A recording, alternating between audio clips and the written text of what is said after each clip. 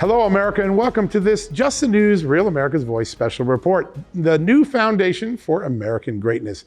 Today, we're in Texas, Fort Worth, Texas, at the Heritage Action for America Sentinel program, where hundreds of grassroots activists are here rearming for the battles of 2023 and 2024. And the question that lies before them, the question we're going to address on this show tonight is, what will it take to return America to its great state? What are the issues? What are the tactics? What are the policies that get America back on its feet, whether it's energy, education, border, or international security? We've got a great lineup for you, starting with the Oklahoma Governor, Kevin Stitt, people who've been through the transgender movement, people who are on the front lines of education.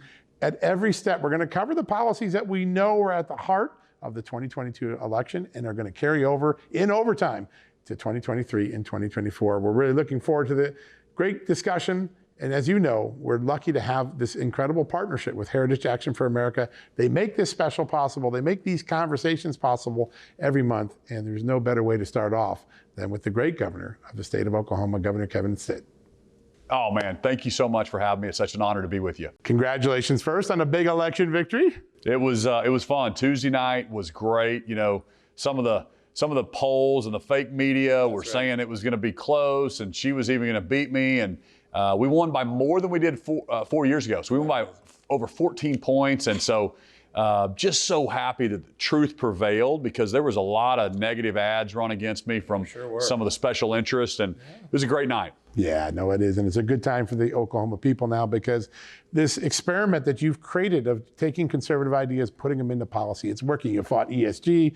But I want to start with one that I know in your second term you're really committed to: education reform, empowering parents, school choice. Tell us where you're headed with that.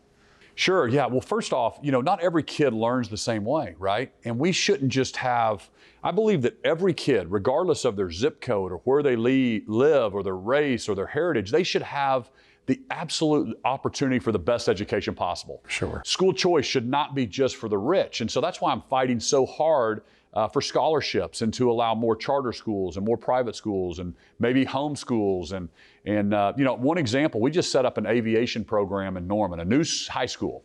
So now, if you want to become a pilot, or if you want to become an A&P mechanic, you can now come to this high school, and by the time you graduate, you've got your pilot's license and you're on your way to that type of a career. So I tell people we need more doctors, lawyers, engineers, but we also need more A&P mechanics and more pilots, and we need more heat and air and plumbers. And so we have to kind of think outside the box and really align our education system with the workforce, with the workforce needs, with the companies. What are the jobs of tomorrow?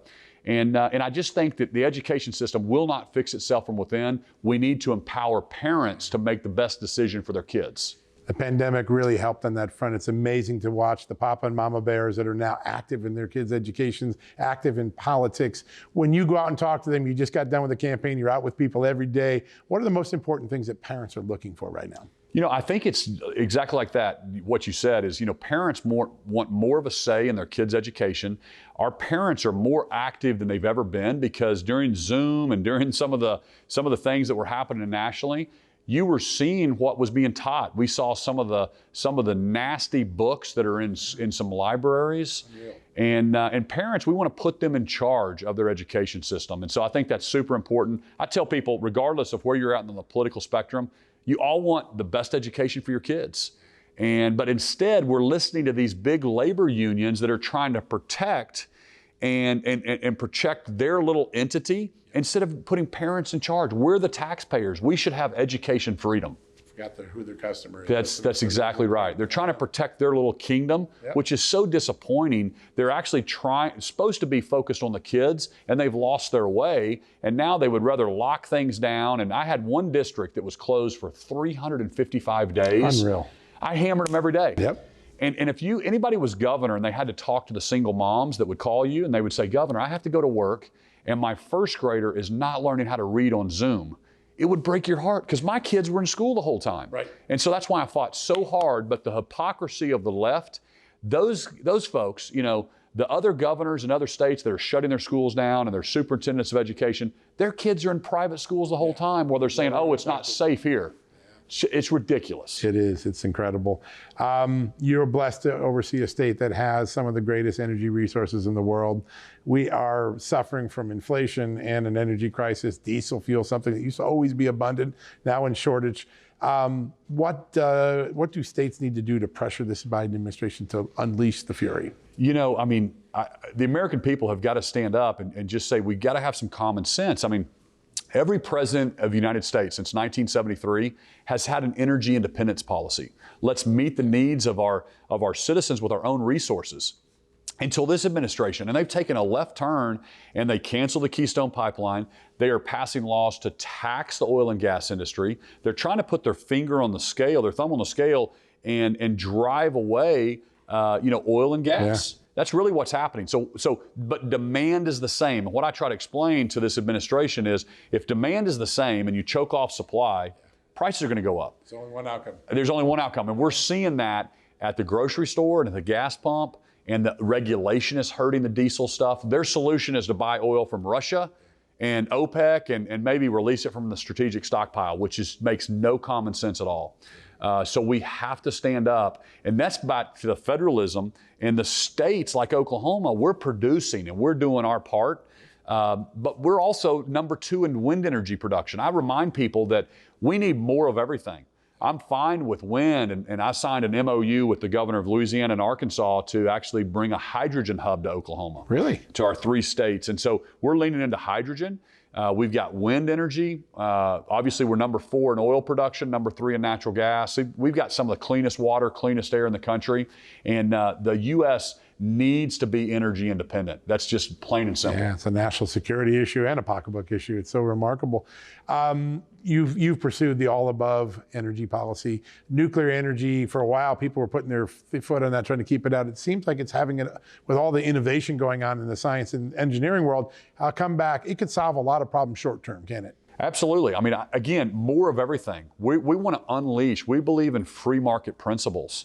And, right now, Europe is dealing with $180 a kilowatt hour, and Oklahoma is less than $9. Isn't that amazing? It's amazing. Yeah. And so I'm talking to CEOs, and we're recruiting businesses and manufacturing that are looking for a reliable energy grid. And I think states like Oklahoma that have a reliable energy grid, we're producing more than we consume, is going to be a huge economic driver versus states like California that tried to over-regulate and try to stop new production.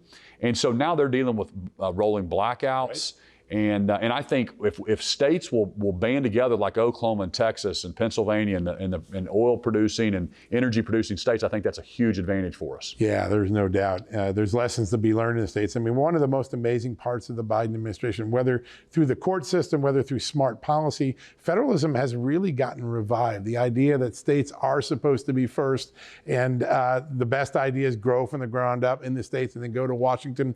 When you look around, you talk to your colleagues that are going to be in Congress, what are some ideas that states are doing that Congress should be jumping on?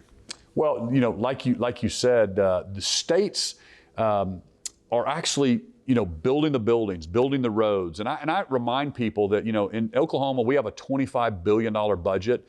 We get about 40% of our revenue from the federal government. The rest is our state. But they can create policies in Washington, D.C., but it's the states that actually implement it. So we've got 50 different examples of democracy, and they need to look around at which state has the best economy, which state has the best education system. And that's what I challenge my guys is let's bring those best ideas to Oklahoma and let's go pass them and let's be a top 10 state. And that's kind of my vision that I always talk about is top 10 state in everything we do, roads and bridges and tourism and the economy and healthcare and education. And so, but again, yes, the feds, I don't think our founders envisioned the federal government, a bureaucrat in Washington, D.C., telling us how to educate our kids, what to teach in our schools. There's no need for it because the state has a Department of Education in Texas. And that's the beauty of the way our founders set it up is, and I readily admit that, hey, every state can do things differently. What we do in Oklahoma, I represent the 4 million Oklahomans. And we're going to be different than California. And that's fine because we got 50 different examples of democracy and it's not a one size fits all. across the country. So we're closer to the people, and that's what we always talk about in Oklahoma. The feds need to continue to not be heavy-handed with dictating what happens as a one-size-fits-all across the country. Yeah, that doesn't work. We've learned it doesn't work. I got about 30 seconds left. More block grants, less federal agencies. You'd like to see that, right? 100%. Because what happens is when these federal agencies get bigger, they simply try to write policies and they legislate from inside their agencies because of what they think is important. And number one, it's not going through the people, it's not going through Congress, and it definitely needs to belong to the states, right? So we know that that's the right way to lead, that whatever's not specifically designed for the federal government belongs to the states or the people, is what our Constitution says. Such a novel idea, and it works really well. I know all of America has its eyes on Oklahoma. So many great experiments under your leadership, Governor. What a great honor to have you here today. My pleasure. Thank you. Thank you, sir. All right, folks, we're going to take a quick commercial break. We'll be right back after these messages.